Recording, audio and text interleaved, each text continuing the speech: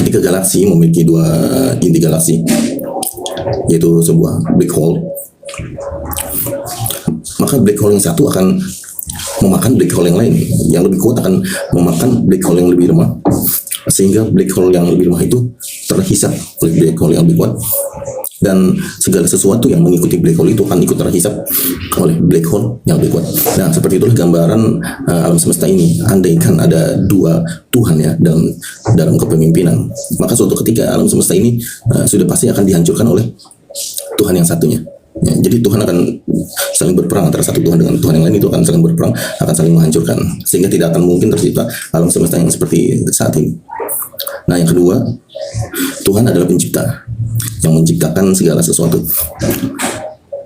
Nah, teori seperti ini sudah dipahami oleh semua ilmuwan.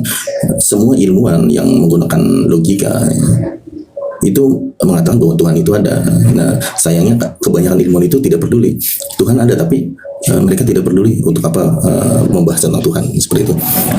Mereka hanya fokus ke dunia ya. Dan tetapi mereka mengakui bahwa Tuhan itu ada,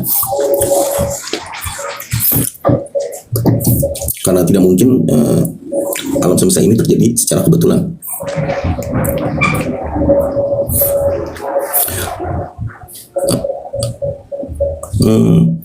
Sebagai contoh seperti ini,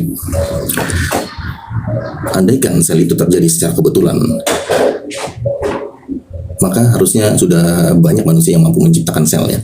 Tapi faktanya satu sel pun saja manusia itu tidak bisa menciptakan. Karena itu teori kebetulan itu mustahil diterapkan dalam penciptaan alam semesta ini.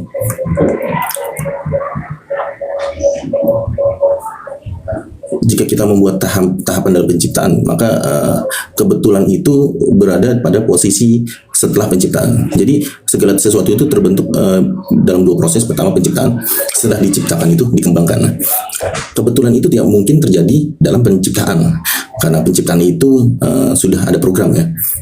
Nah, kebetulan ini baru bisa terjadi setelah proses pengembangan.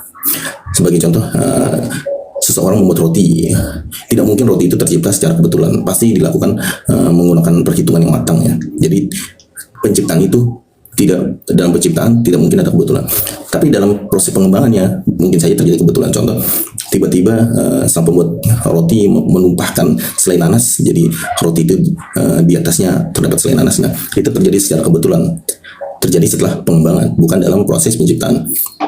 Seperti itu. Karena itu tidak mungkin alam semesta ini yang tercipta dengan sangat rumit ya, itu diciptakan secara kebetulan, itu tidak mungkin, tidak masuk akal.